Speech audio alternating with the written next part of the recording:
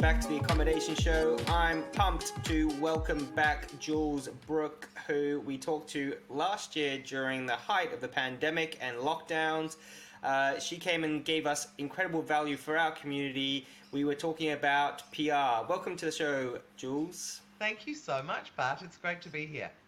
I'm so glad to have you back. I've been wanting to do it for quite a while because I know that you brought a huge amount of value to our community, and our community has grown probably about or fivefold or sixfold since then. Wow, and I think congratulations. Thank you. And there's a lot of people that haven't had the opportunity to hear your story, what you do, what you're all about. If you are new to meeting Jules, then I think you should do a bit of an intro, and then we can kind of go from there. Okay, well, I am the founder of Handle Your Own PR. I had my own PR agency for 15 years, and then I decided that I was going to teach business owners how to talk directly to the media themselves and cut out that $3,000 or $4,000 a month middleman. So that is very much what I'm about, how to reach out to the media, why you should be doing it, and that it's not terribly hard, and I like to reinforce how badly they need your content. So that's what I do. I also have a PR platform with media contacts where it's a PR, what they call SaaS platform, which is software as a service. But basically you can go on and manage your whole PR campaign in there. And I've got a couple of training programs as well. Yeah, great. So your background is from PR. You've been doing it for quite a long time at the moment. And then, go on. I was going to say sort of, but I taught myself how to do PR. So I fell into PR completely by fluke. Picked up somebody who wanted me to do some PR, and I didn't have the nerve to tell them that I'd never done it before and I needed the money. So I just did it, and I actually thought it was great. And then from there I trained a few other people, and it all sort of came to a head when the GFC hit in 2009, and we had a lot of small business clients, and PR goes to the bottom of the list of important things. Mistakenly in my opinion, but anyway, so they all peeled off, and I suddenly thought, oh my god, the media really needs content, and these people have great stories. Why don't I just teach them how to contact each other? So you are the epitome of DIY in terms of PR. I am the epitome of DIY, yes. and that's what we're going to get from you today, is helping people that are looking to DIY their PR for the accommodation space. So if you're a small boutique accommodation owner all the way through to a large property manager, or even a hotel chain, you might be hiring a PR firm, or want to get more PR done, but you might not know how to go about it. This is a good fundamental talk about what it is that you need to do to get yourself up and running and get yourself going. But before we go into it, what are the real benefits of PR? Because PR, to me, it's the term I think can be quite ambiguous. I'd love you to sort of explain it. Okay, so the PR I'm talking about is getting featured in magazines, newspapers, on radio, TV, in podcasts and blogs for free. So I'm very much talking about the editorial side of it rather than the advertising side. And that is one of the traps that a lot of small business owners fall into, is that they will pitch a story and the advertising department will pick it up, and they've got the rep chasing them for ads. But actually you can bypass that department and go straight to the editor if you've got a good story that's right for their readers, and you don't have to pay for it. So that's kind of the kind of PR I'm talking about. And then, well, up until today I would have said you can push it out on all the social media platforms, but as of today you can't push it out on Facebook. Yeah, that's right. There's actually a hack to get around the back of that. You screenshot the article and then post a tiny URL to it, and that will get you around the back of that particular Yeah, and one of the things that I love is when the people that I've been working with get a newspaper or a magazine with them in it. Sometimes they'll take a little video of, woohoo, I think I'm in this, and then they'll do a video of themselves opening it up, and then you can go down and show something closer to let people see, sort of like that unboxing idea, only it's a little bit the same for media. So there are a few ways around it, but it isn't going to be as easy as putting up that link anymore. So just to break it down, so I've got a business, I'm a small business owner or large business owner, and I want to go and get myself in all the papers or in a few papers, maybe a few select papers targeting a certain demographic. I'm going to go through and find a story or something, then I'm going to approach a journalist. And so this is what we're going to start to break down in the next sort of 15, 20 minutes. So, Sure. so what's the process? What are the steps? Okay, so the first things, there are two things that you really have to have before you go out to the media. And the first one is you must have a website.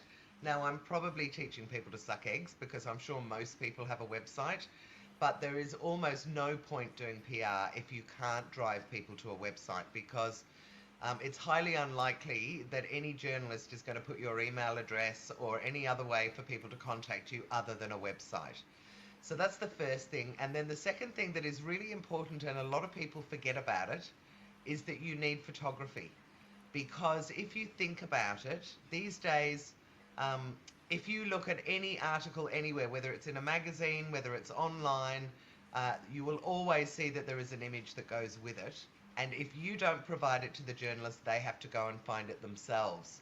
And they all pretty much hate doing that, because going through stock photography, as with any of us, is not much fun. So what they want is original photography that people have created that kind of showcases their accommodation, or showcases the area they're in, or maybe it's just people jumping up in the air for joy. The better the photo, the more likely you are to get media coverage. So that's really important. And then once you've got those two things, you really need to start thinking about where your audience is or who your audience is. So it's all well and good to say my audience is families or my audience is couples, but there are lots and lots of different kinds of families and different kinds of couples. And I'll give you an example. Say you've got a venue that you've got a couple of little cottages, so you might promote them as a romantic getaway. So that's obviously you could go to business media with that, because a lot of people in business have money, and you could talk about the importance of taking breaks and reconnecting with your partner. Then you've got your little 2-bedroom cottages. You might talk about family groups that could go with grandparents and with parents, in which case you might send something out to the sort of seniors media. And there are magazines and newspapers out there for both the grey nomads, which would be another market, but also for just retirees that are looking for, places to go and things that they can do to have a bit of extra fun. And then you've got young couples who might be, there's baby moons. Here's another one. There are lots of people that like to go away for a romantic weekend or week away before they have a baby. So just in that little snapshot there, I've given you 4 different types of target market, which means that you would target different media to get to those people. And that also means that you would tailor your message so that it resonates with those kind of people. So we're talking about identifying avatars and target demographic that we're going to target in terms of the audience of the readership of the particular magazine. It's all about, there is no benefit when you are doing any kind of marketing to go really broad and a scattered kind of approach. It is much, much better to work out what your market is and then look at the niches within that market of the different types of people, and then target both the message and the media that those particular people will consume.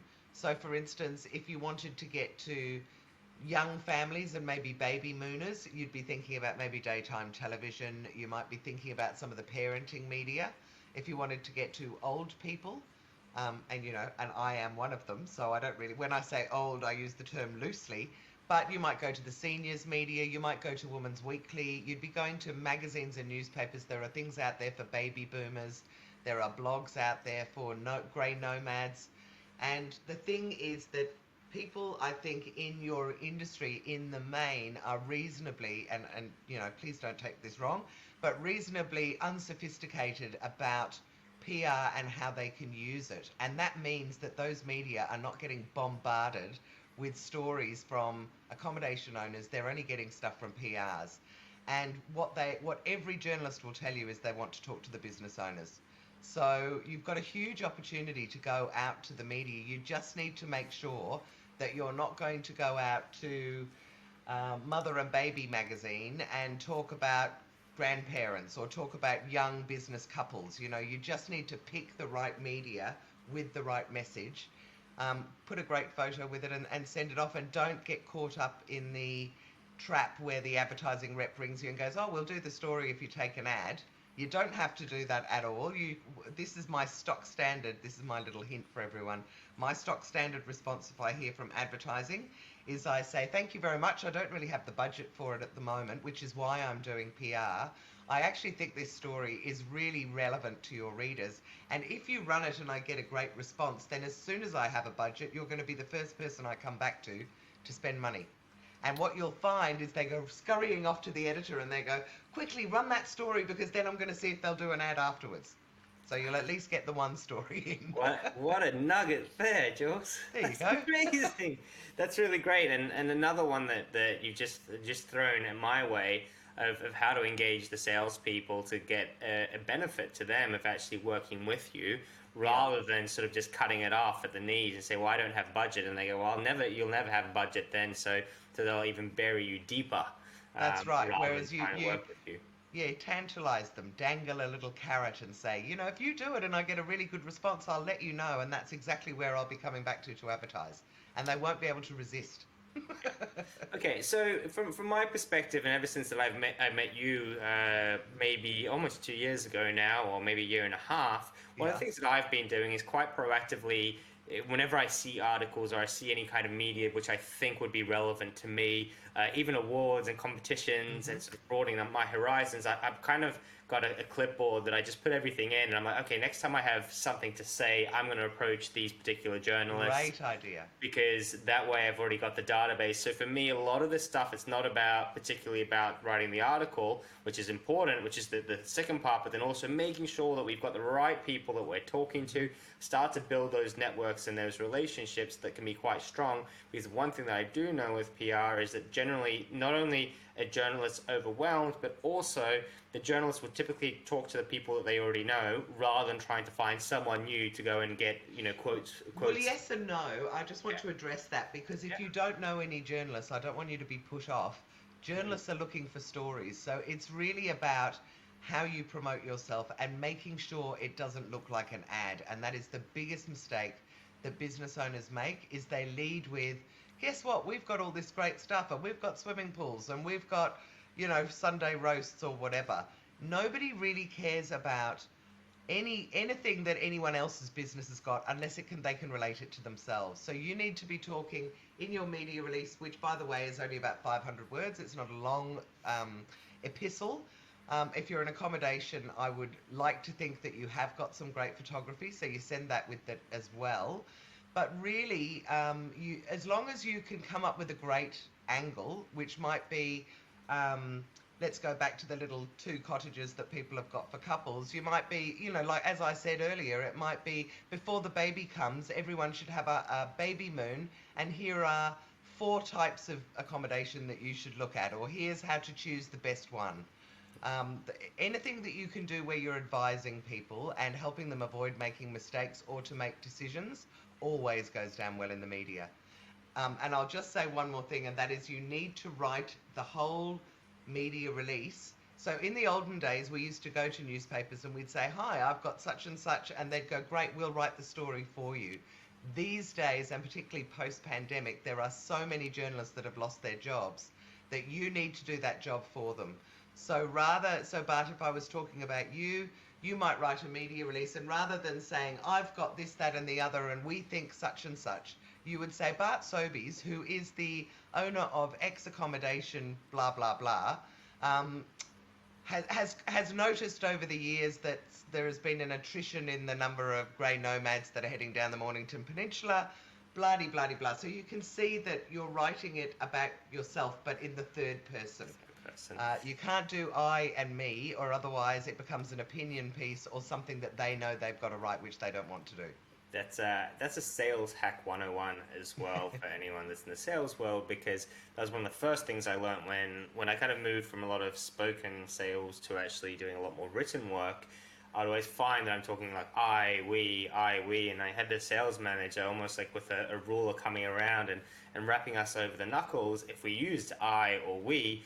And our whole emails, they didn't make sense at the end, but it was all about you. What can we do for you, Yes, you? that's So we had right. to rewrite the whole thing That's right. for it to be all about the person who's actually reading it, rather than to be anything to do with us, which is the reality of it. People And don't want to read about you; they want to read about themselves. no, and people like stories. Really, in the end, what you want to do if you can is tell stories. So rather than saying, come to our cottage, which has its own private garden and a spa bath and, a king size bed, tell the story of someone. You could say, Mary and John were recent retirees and they wanted to celebrate. So they decided that they wanted to go up into the rural parts of Victoria. They set off in their car and they thought, where would we like to go? And the first place they came across was this little cottage. And this is what they did there, or something, So you weave it into a story rather than going out with processes, which again is just stinks of sales to the editorial department. You need to either offer advice or tell stories. So going on the stories vein, we had one of our members actually take your advice, go Yep. and write an article, approach a journalist, send them the article. Nothing happened. They then called me and said, "Hey Bart, what have I done wrong?" And I went, "Have you called them?" "No, I haven't called them." "Called them." Called Yep. them, and then they got their article featured, which was Absolutely. amazing. The real clincher, so you might say, well, I'm not going to get any guests directly because of this, but you get extra exposure, but also it gives you more material to go back out to the market with, That's right. and to go onto all these different media and say, hey, we got featured here, there, and everywhere. And now you're actually, through your own networks as well, you're going to start to balloon that particular article and get people to trust you and get them to read it, and it's more engaging because it's come from a third party rather than yourself, even though you did write it yourself. That's right. So that was an incredibly successful story. That's Sharon Richardson. Big shout out to you and well done. Um, I imagine that a lot of it is sort of just getting up and going and starting that momentum and starting working on stuff. So we've heard this. We've got some ideas. Now, what's the next step for us? Okay, well, the next thing you want to do, if you haven't been doing what you've been doing, Bart, and collecting clippings and writing down names, would be to get onto Google and start Googling. Say you've got a cottage in the Dandenongs, Google boutique accommodation Dandenongs and see who's writing those stories. And they're the people that you want to go to. So there is obviously another way, and we'll hopefully talk about this at the end, but I do have a media platform with lots of contacts on it that would get you to a lot of those journalists. But if you want to do it off that, you just literally Google them, get the journalists' names. If you can't find the email address online, although most journalists have got their details online, then the next thing to do would be to call the media outlet, just ring the media outlet. So if it's Channel 7 or if it's the Herald Sun or whatever, and say, could I get the email address for this journalist? Or even better, if you're feeling brave, could I speak to that journalist? And just have a few words with them and tell them what it is that you're doing. The other thing I just wanted to talk about, Bart, was you talked about how Sharon had done it and didn't get a response. I need to tell you that that is happening pretty much across the board now with most journalists. So if you don't get picked up the first time, that does not mean that the journalist doesn't want your story. It means they probably missed it. They're getting a lot of emails a day. So what I always insist on people doing is going back within 3 days of sending it out, and anyone who hasn't responded, get on the phone or send them an email and say, did you get this? Did you see it? Would you be interested? It's not a hard sell because they're doing you a favor, but you definitely want to touch base and make sure that they've seen it. Because, and I tell a story about an author I worked with, but he had sent his story out to 26 different media outlets. He got one very lukewarm response that said, yes, maybe I'll put it in the folder and be in contact if I'm interested. And I said, get on the phone, like you did. And he called me back 2 hours later and he said, I've got 9 articles confirmed.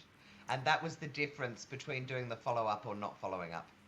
Yeah. Okay, so I just want to be conscious of time, and I want to just have this session as like a high impact, high value. Yeah. So, and I want to be very practical for everyone to go, okay, this is what I'm going to do next. I'm going to do that. I've got to think about my avatars. then I'm going to go and get my list of people together. I'm going to do a Google search for the Yep. type of story that I'm writing. I'm going to click on news, and then those articles are going to come up. I might even create some Google alerts, so like keeping getting more articles, and I've got some resources. I kind of know where I'm going to go. And I guess the ultimate thing with all of this, there's so many different ideas of different ways that we can market our business. Yeah. So we've got the PR that we can do. We can do Facebook ads. We can go and talk to our local businesses that we could work with. There's all these different things. And we're saying PR is good, but I might not have the time, or it's just a little bit too difficult for me. Is there any sort of steps that they can take with you to try to help them bridge that gap between where they are now to actually getting something published in a practical way? Oh, aren't you a sweetheart? Yeah, well, yes, let me tell you about my course. So I actually have got a 3-month program. It's not even $2,000. It's $1,800 and something dollars. And there's a payment plan on it, just in case anyone is a little bit concerned. But what it gives you is 3 months of weekly mentoring from me, where you can ask me anything you want, and I will answer your questions. It gives you an ebook. It gives you 6 video lessons where I take you through the steps for how to do PR and start giving you loads of ideas for how to come up with angles and how to choose the media. It also, and then the pièce de résistance, I think, is that I match you with a journalist. Now, I have got some brilliant journalists that I work with. Most of them have been very senior at various things, and there's one guy, Scott Podmore, who used to be the travel editor for the Herald Sun, who loves working with business owners with handle your own PR. And the idea is you spend 2 hours in the morning with me, then you spend 4 hours one-on-one with that journalist, who will brainstorm with you the best angles for you to sell your story ideas. Then you write it, because I think it's really important that you learn how to write in that fashion that is about, the PR style, and then the journalist will edit it for you. Now, if you had 3 media releases ready to go, they will edit 3 of them for you. But you get 4 hours one-on-one non-stop with that journalist on Zoom. So this is all online. And then in the afternoon, you can come back to me and I help you build a media contact list, get your media release into my PR engine, and you choose what journalists you want to send it to, and you can send it out and email them from the platform from your own email address, so that when you get responses from the journalist, it goes into your inbox. And then you can do your follow-up stage on there as well, and you can resend it out to whatever journalist you want to send out to.